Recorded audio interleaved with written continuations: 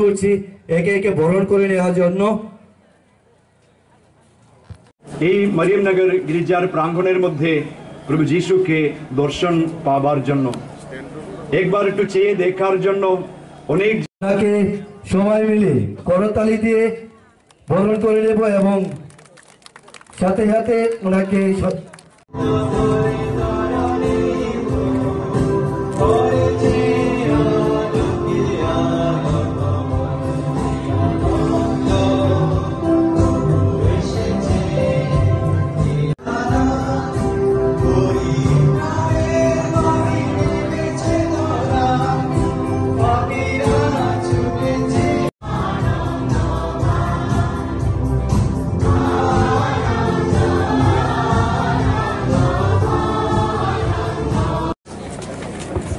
সবাইকে বলবো হাতে তালি দেওয়ার জন্য।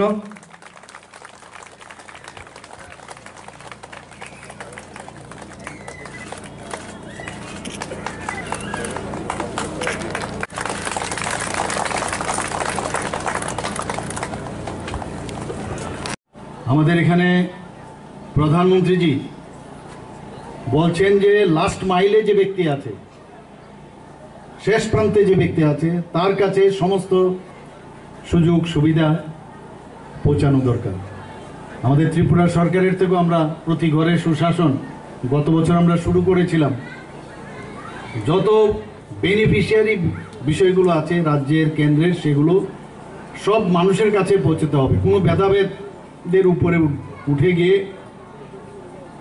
সেই কাজটা আমাদের করার আমরা ব্রত হয়েছি এবং সেটা আমরা করছি। এবং সবাই যদি সেই আত্মসম্মান এবং আত্মমর্যাদা এবং আর্থসামাজিক উন্নয়ন যদি হয়, তাহলে একটা ফিল গুডের যে চিন্তাভাবনা সেটা সম্ভব। আমরা সবাই ভালো থাকবো, আমরা নিজেরা যেমন ভালো থাকবো, অন্যদেরকেও ভালো রাখবো, সেটা ভেরি ইম্পর্টেন্ট। এখানে আজকের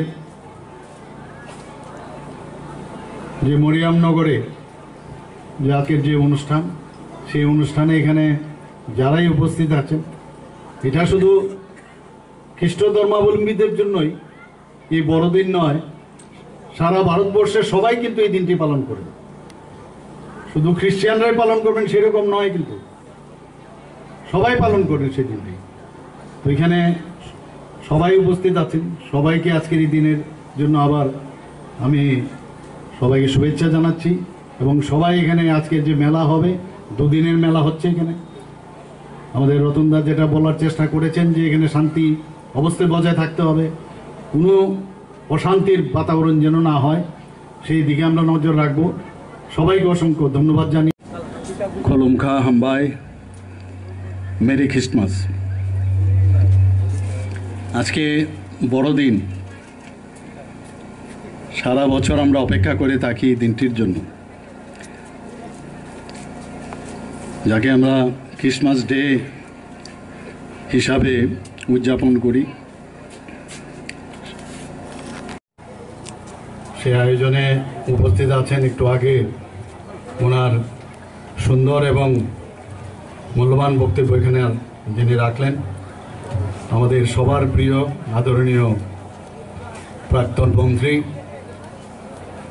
প্রাক্তন পবিত্র বিধানসভার অধ্যক্ষ এবং এই বিধানসভার, খয়েরপুর বিধানসভার মাননীয় বিধায়ক শ্রী রতন চক্রবর্তী মহোদয়। উপস্থিত আছেন ওনার সহধর্মিণী আমার বোন শ্রীমতী শর্মিলা চক্রবর্তী মহোদয়া, আমাদের রতনদার সহধর্মিণী। মঞ্চে উপস্থিত আছেন আমাদের এখানে ফাদার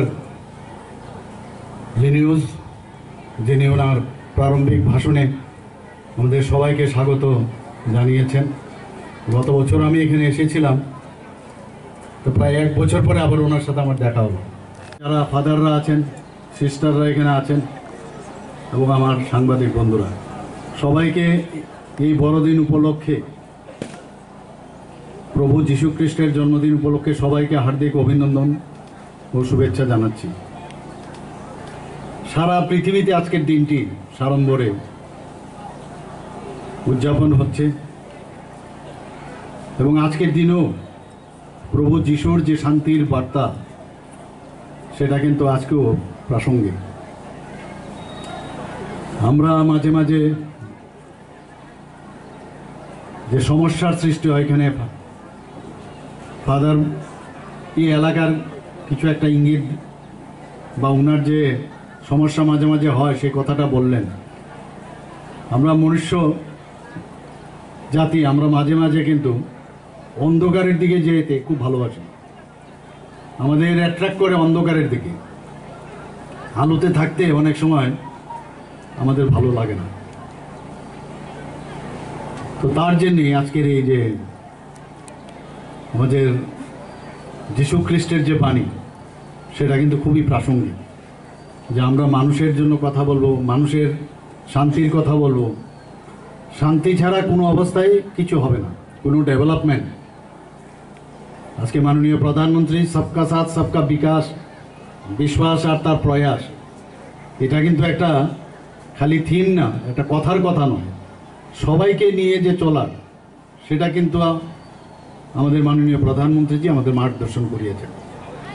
আমরাও সেই দিশায় চলছি, কিন্তু মাঝে মাঝে কুচক্রীরা, যেটা আমি বললাম, যে আলোর দিকে থাকতে দেয় না, অন্ধকারের দিকে নিয়ে যেতে চায়। তো সেটাই যখন আসবে, প্রতি বছরেই 365 দিন তো আর মানে একদিনে হয় না, বছর।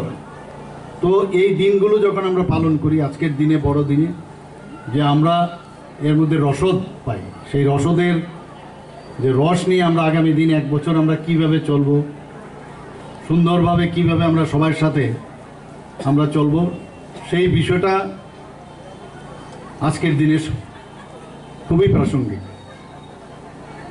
এখানে আপনাদের মাননীয় বিধায়ক এখানে বলেছেন যে আজকে আরেকজন আমাদের প্রাক্তন প্রধানমন্ত্রী অটল বিহারী বাজপেয়ীর জন্মদিন,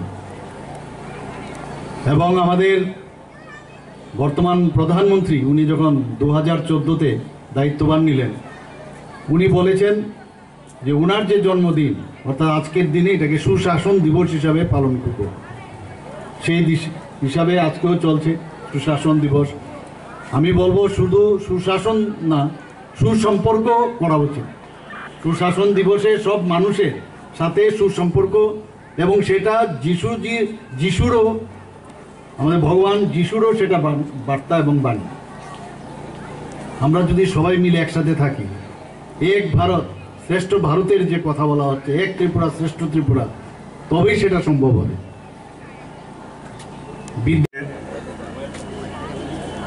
প্রভু যিশুর আবির্ভাব তিথি উপলক্ষে যে অনুষ্ঠানের আয়োজন করা হয়েছে, এখানে উপস্থিত আছেন রাজ্যের লোকপ্রিয় মুখ্যমন্ত্রী মাননীয় প্রফেসর ডক্টর মানিক সাহা মহোদয়। উপস্থিত আছেন এই চার্চের। প্রেম, ভালোবাসা, ধৈর্য আর সহিষ্ণুতার কোনো বিকল্প নেই। শ্রেষ্ঠত্বের পথে যেতে হলে আমরা স্লোগান দেই, আমরা টার্গেট করি বিকশিত ভারত, এক ভারত শ্রেষ্ঠ ভারত। শ্রেষ্ঠত্বের শিরোপা পেতে গেলে শুধু পরিকাঠামোগত উন্নয়নই একমাত্র রাস্তা নয়, মানসিকভাবে গঠিত হতে হবে। পরিবর্তন করতে হবে আমাদের কুঅভ্যাসগুলোকে, এবং প্রকৃত সুনাগরিক হতে গেলে অধিকার এবং কর্তব্যকে পাশাপাশি চলতে হবে। ভারতীয় সংবিধান আমাকে অধিকার দিয়েছে রাস্তা চলার, কিন্তু কারো রাস্তা বন্ধ করার অধিকার দেয়নি। আমার কর্তব্য অন্যকেও রাস্তা করে দেওয়া। রাইটস অ্যান্ড ডিউটিস, এবং এছাড়া ভারতীয় সংবিধান ডাইরেক্টিভ প্রিন্সিপালস অফ স্টেট পলিসিতে পরিষ্কার বলেছে একটা উন্নত জাতি হতে গেলে সভ্য সংস্কৃত হতে হবে, মানসিকভাবে, অভ্যাসগতভাবে।